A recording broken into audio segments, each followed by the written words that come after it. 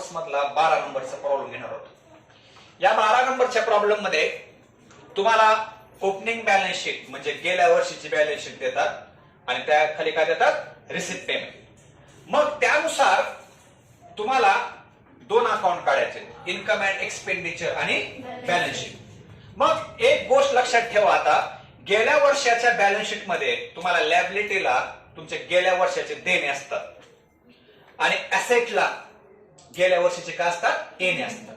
मग या ठिकाणी गेल्या वर्षाच्या देण्यामध्ये आणि गेल्या वर्षाच्या येण्यामध्ये जर ह्या वर्षी काय आलं किंवा आपण काय दिलं तर ठीक आहे, नाही दिलं तर आपण स्वतःहून ते येणं किंवा देणं काय करायचं, देऊन टाकायचं। मग स्वतः द्यायचं याचा अर्थ काय की गेल्या वर्षाचं जे आउटस्टँडिंग आहे ते ह्या वर्षी खर्चातून किंवा उत्पन्नातून काय करायचं, लेस करायचं, दुसरा इफेक्ट घ्यायचा नाही। आता फॉर एक्झाम्पल तुमच्या बॅलन्स शीटच्या असेटला आउटस्टँडिंग सबस्क्रिप्शन किती आहे बघा, 8,500। म्हणजे गेल्या वर्षाचं 8,000 सबस्क्रिप्शन तुम्हाला येणं होतं। मग त्यातलं रिसिप्ट साइडला 17-18 ला किती आलंय बघा, म्हणजे आणखीन किती येणार आहे, आणखीन 6,500 बॅलन्स शीटच्या पुढे घेणार तुम्ही असेट। ही झाला पहिला प्रकार। ओके, आता दुसरा प्रकार बघा, तुमच्या बॅलन्स शीटच्या लायबिलिटीला आउटस्टँडिंग म्हणून सॅलरी, रेंट आणि स्टेशनरी दिले बघा, म्हणजे तुम्हाला ते देणं आहे। मग पेमेंटला त्याच्यातलं काय देणं दिलंय का बघा बरं, गेल्या वर्षीचा उल्लेख करून काय दिलंय का, ती सॅलरी ही ह्या वर्षीच दिली, पण असं गेल्या वर्षाचं डेट वगैरे देऊन काय दिलंय का त्यांनी कंसात इन्क्लुडिंग वगैरे काय दिलंय का, तर अशा वेळेस तुम्ही ते स्वतःहून काय करत असते माहिती आहे का, लेस करायचं, दुसरा इफेक्ट घ्यायचा नाही। मित्रांनो,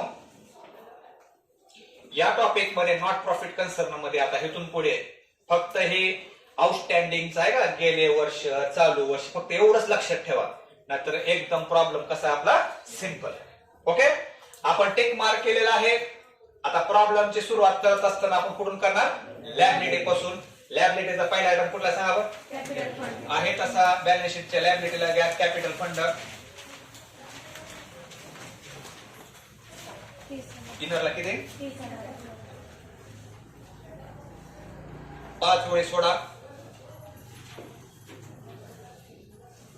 पुढे काय, आता इकडे बघा, आता हे गेल्या वर्षाचं आपल्याला देणे आहेत, 3 देणे आहेत बघा, कोणकोणते देणे आहेत, सॅलरी, रेंट, स्टेशनरी। पण तुम्हाला पेमेंटला ते देणं गेल्या वर्षीचं त्याचा उल्लेख कुठं केलाय का, स्पेशली 2017-18 काय केलाय का, तर जर उल्लेख केला नसेल तर ते देणं आपण स्वतःहून देऊन टाकायचं। मग कसं द्यायचं, तुम्ही एक्सपेंडिचरला पहिल्यांदा घ्या सॅलरी,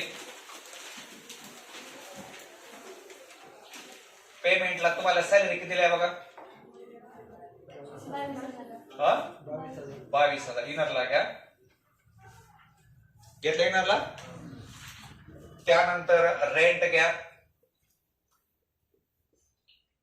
किती दिलं एक्सपेंडिचर बघा, 3 वेळी सोडा,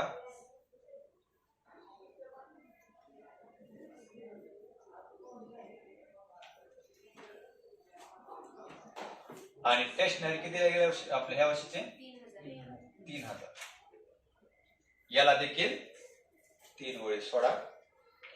आणि इकडे बघा, हे ह्या वर्षाचे खर्च घेतले का, आता ह्या वर्षाच्या खर्चामधून ते लॅबिलिटीचे जे गेल्या वर्षाचे खर्च देणं होते का ते देऊन टाकायचे। देऊन टाकायचे म्हणजे काय करायचे, लेस करा, लेस आउटस्टँडिंग लास्ट इयर,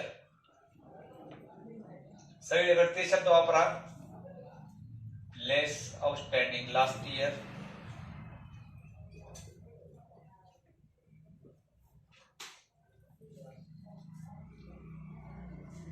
त्याच्यात सॅलरी किती देणं होते गेल्या वर्षीचे, 8,000, वजा कोण आउटला किती येते, 14, रेंट किती देणं होतं, 7,000, इनरलाच घ्या वजा करून किती, स्टेशनरी देऊन ह्या वर्षी किती शिल्लक राहिले, 2। परत एकदा पॉइंट सांगतो, एवढा एकच पॉइंट किचकट आहे बरं का। इथून पुढे काय होतं बघा, गेल्या वर्षी तुम्हाला लॅबिलिटी मध्ये सॅलरी, रेंट आणि स्टेशनरी देणं होते. मग त्याचा पेमेंटला कुठं असं स्पेशली तारखेनिशी उल्लेख केलाय का द्यायचा? केला का उल्लेख? तर उल्लेख कुठंच केला नसेल तर आपण स्वतःहून त्या संबंधित आयटम मधून काय करायचं? लेस दुसरा इफेक्ट घ्यायचा नाही. ओके, लक्षात आलं का? की पुढे देखील तुम्हाला येणार आहे. आता तुमची लॅबिलिटी साईड झाले. आता कुठली साईड घ्यायची? ऍसेट. ऍसेटचा पहिला आयटम कुठला आहे? कॅश इन हँड घ्यायचं का? परत कॅश ॲट बँक घ्यायचं का? पुढे काय? फर्निचर घ्या. ऍसेटला किती हजार आहे?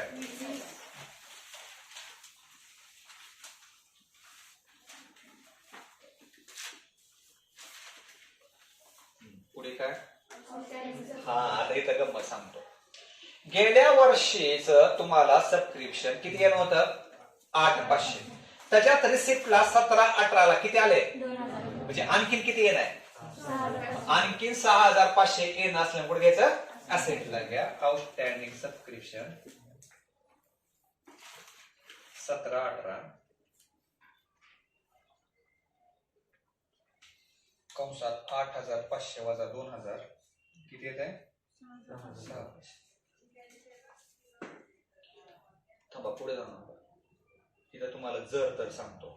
समजा रिसिप्ट साईडला 2,000 आलंच नसतं तर हे 8,500चं काय केलं असतं माहिती आहे? आपण सबस्क्रिप्शन मधून काय केलं असतं? लेस केलं. जसं बघा सॅलरी मधून रेंट मधून लेस केलंय का? तसं लेस केलं असतं. पण काय झालं? त्या 8,500 मधलं किती आलं? 2,000 आलं. आणखी येणं असल्यामुळे कुठे घेतलं आपण? ऍसेट. आणखीन तिसरी एक कंडिशन आहे. तुमच्या ओपनिंग बॅलन्स शीटला म्हणजे गेल्या वर्षी समजा 8,000 रुपये येणं आहे आणि समजा रिसिप्टला 8,500 समजा आलं समजा, तर काय केलं असतं? कुठंच घेतलं नसतं ना, कारण 8,500 येणं होतं, रिसिप्टला 8,500 आलं, विषय मिटला, फिट झाली ना, कुठंच घ्यायचं नाही. पुढे काय? 60% इन्व्हेस्टमेंट ऍसेटला घ्या. रक्कम किती आहे? 6,500. आता आपण फायनल अकाउंट बघितलंय. फायनल अकाउंट मध्ये जर टक्केवारी असेल तर त्याला आपण कसली ऍडजस्ट म्हणतो? हिडन म्हणतो. आपण 6% 6,500ची गुंतवणूक केली आहे. मग त्या गुंतवणुकीवर आपल्याला काय मिळणार आहे? व्याज मिळणार. मग ते व्याज मिळणार आहे म्हटल्यानंतर त्या इन्व्हेस्टमेंट मध्ये आपण काय करणार? Add outstanding interest. मित्रांनो, 6,500 वर 6% किती व्याज येतं सांगा बरं? 390. 390 ऍड करून किती सांगा बरं? 6,890. घेतलं. मग हे 390 रुपये व्याज तुम्हाला मिळाले, तुमचं उत्पन्न आहे. दुसरा एक पुढे घेणार इन्कमला. Interest on investment. बघा, तुमच्या संस्थेनं 6,500ची गुंतवणूक केली आहे. आता कुठलीही संस्था गुंतवणूक करत असताना कशाची अपेक्षा करते? व्याजाची. त्या 6,500 वर 6% किती व्याज मिळालं? 390 रुपये तुमच्या संस्थेला व्याज मिळालं. तुमचं काय? इन्कम आहे. त्यामुळे कुठे घेतलं? इन्कम साईडला घेतलं. ओके, ऍसेट साईड संपले का? आता खाली कुठे येणार तुम्ही? रिसिप्ट. रिसिप्टला कॅश इन हँड आणि कॅश ॲट बँक घ्यायचं का? परत इकडे बघा, 3 वर्ष सबस्क्रिप्शन आहे. तुमचं इयर एंडिंग 19 आहे म्हणजे चालू वर्ष किती आहे? 18-19. 17-18 हे 2,000चं प्रकरण इथं मिटवलंय आपण. आता 18-19 चालू वर्षाचं सबस्क्रिप्शन किती आहे बघा? इन्कमला घ्या. किती हजार?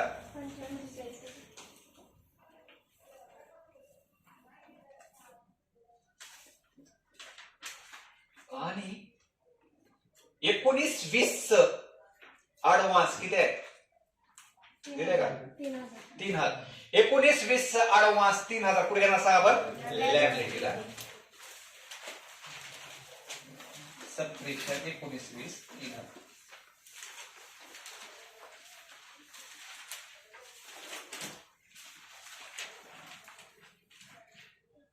परत एकदा सबस्क्रिप्शन सांगतो.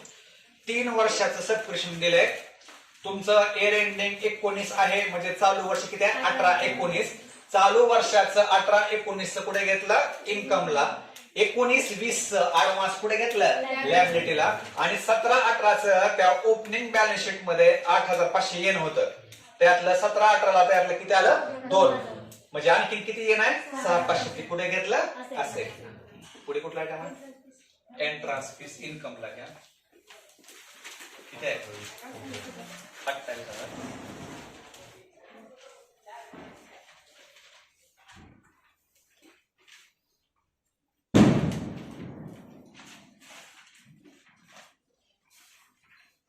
पुढे काय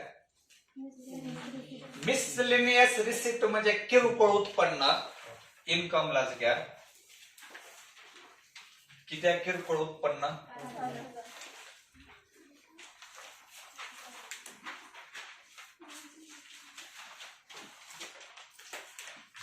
बघा मित्रांनो पहिल्यांदा लॅबिलिटी घेतली परत ऍसेट परत रिसिप्ट आता कुठली साईड घ्यायची पेमेंट आयटम कुठला आहे इकडे बघा रेंट ऑलरेडी आपण एक्सपेंडिचरला घेतलाय सॅलरी पण ऑलरेडी एक्सपेंडिचरला घेतलाय स्टेशनरी देखील एक्सपेंडरला ऑलरेडी घेतलेले आहे. पुढे कुठला आयटम आहे फर्निचर रिपेअर्स टू फर्निचर. मित्रांनो फर्निचर जर असलं असतं फक्त फर्निचर तर ह्या फर्निचर मध्ये काय केलं असतं आपण ऍड पण ते फर्निचर दुरुस्तीचा खर्च आहे कुठे घ्यायचं एक्सपेंडिचर रिपेअर्स टू फर्निचर किती फर्निचर दुरुस्तीचा खर्च 1,000.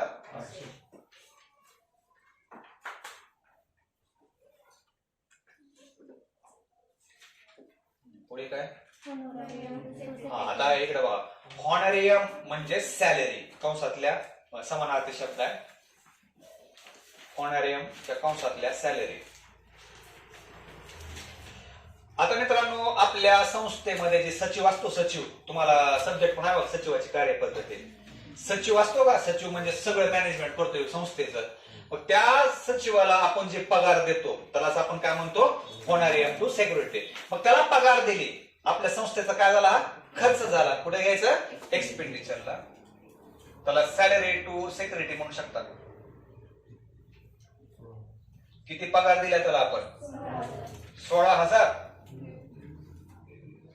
एक्सपेंडिचरला घ्या हॉनरियम टू सेक्युरिटी म्हणा सेक्रेटरी म्हणा किंवा सॅलरी टू सेक्रेटरी म्हणा एक्सपेंडिचरला घ्या. पुढे काय मिसलेनियस किरकोळ खर्च एक्सपेंडिचरला घ्या किती किरकोळ खर्च केलाय किती 1,000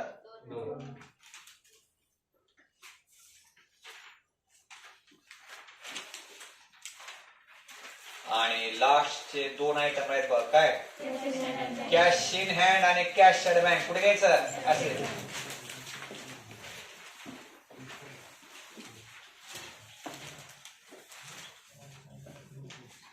कॅश इन हँड किती बघा 8,000 आणि कॅश ऍट बँक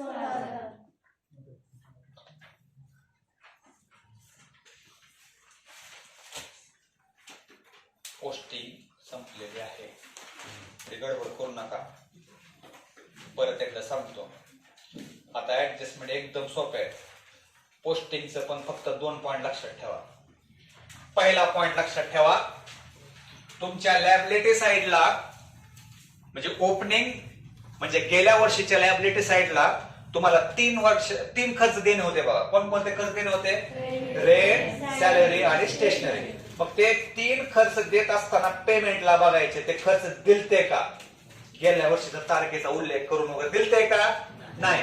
मग जर दिले नाहीत तर ते आपण देऊन टाकायचे कसे देऊन टाकायचे ह्या वर्षाच्या सॅलरी मधून रेंट मधून आणि स्टेशनरी मधून काय करायचं लेस कर दुसरा एफिट घ्यायचा नाही. हे झालं.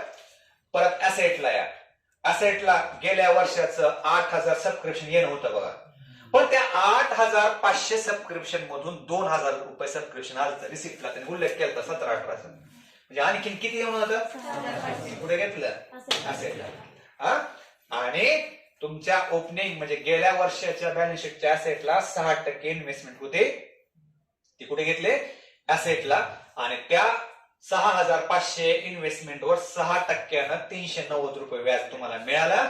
त्या इन्व्हेस्टमेंट मध्ये ऍड करून कुठे घेतलं? इन्कमला घेतलं. आलं लक्षात? बाकी एकदम सिंपल होतं. आता ऍडजस्टमेंट पण एकदम सोपे आहे. त्यातले पहिले ऍडजस्टमेंट कुठले आहे? 2 महिन्याचा 5,000 रुपये रेंट तुम्हाला देणं आहे, म्हणजे आउटस्टँडिंग आहे. त्या ऍडजस्टमेंटच्या कंसात आउटस्टँडिंग लिहा. मग 5,000 रेंट तुम्हाला देणं आहे, त्यामुळे त्या रेंट मध्ये तुम्ही काय करणार? Add outstanding.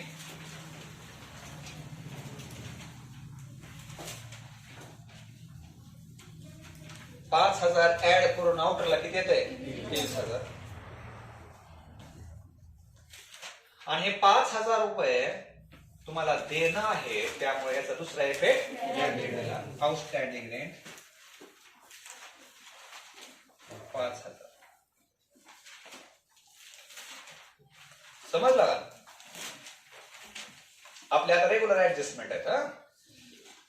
2 नंबर काय ऍडजस्टमेंट बघा. मी तुम्हाला लिहून दिले की ड्यू, पेबल, ऍक्रूड म्हटले की सगळ्याला आपण काय म्हणत असतो? आउटस्टँडिंग. या ऍडजस्टमेंटच्या कंसातले आउटस्टँडिंग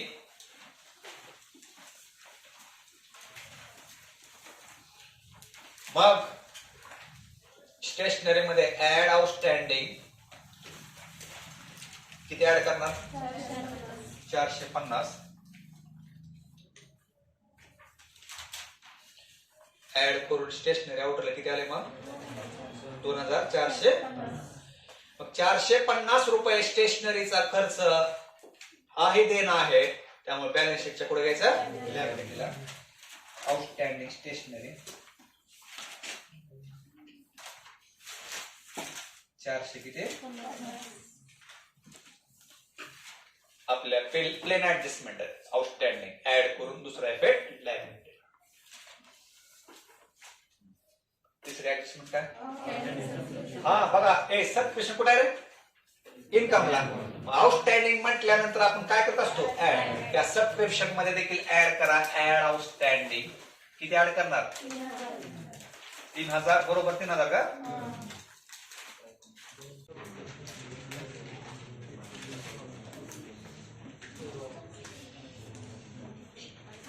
एंट्रान्स फीस 28,000 पूर्ण लेस करून कॅपिटल फंडात काय केलं? आपण ऍड केलं. ओके. आणि आता आपले शेवटचे ऍडजस्टमेंट फर्निचरवर किती टक्के डेप्रेशन सांगितलं आपल्याला? 10%. फर्निचर फक्त एकच आहे, ओपनिंगच आहे. ओके. नंतर काय खरेदी केलं नव्हतं. मग ह्या 20,000वर 10% किती येते? 2,000. 2,000 वजा करून किती येते आउटरला? 18. आणि 2,000 आपला एक प्रकारे लॉस झाला, त्यामुळे कुठे घेतला आपण? एक्सपेंडिचर. लक्षात? आता आपण एक एक अकाउंट क्लोज करूया. आता आपल्याला या प्रॉब्लेम मध्ये एक्सपेंडिचर साइडचे टोटल जास्त वाढले. बघा घ्या, एक्सपेंडिचरचे टोटल मोठे आहे. किती आहे? 61,250.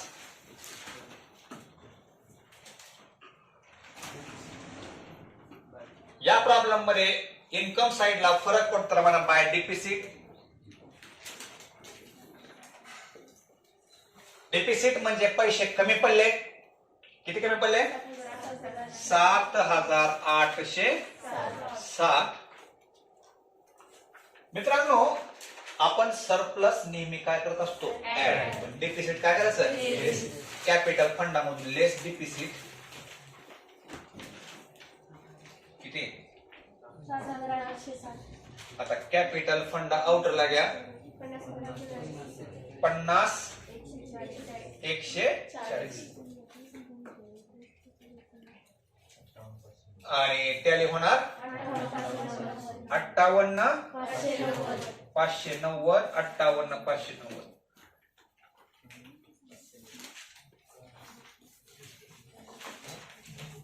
ओके. अशा प्रकारे आपला हा 12 नंबरचा प्रॉब्लेम या ठिकाणी संपलेला आहे. परत एकदा या प्रॉब्लेमचं वैशिष्ट्य सांगतो.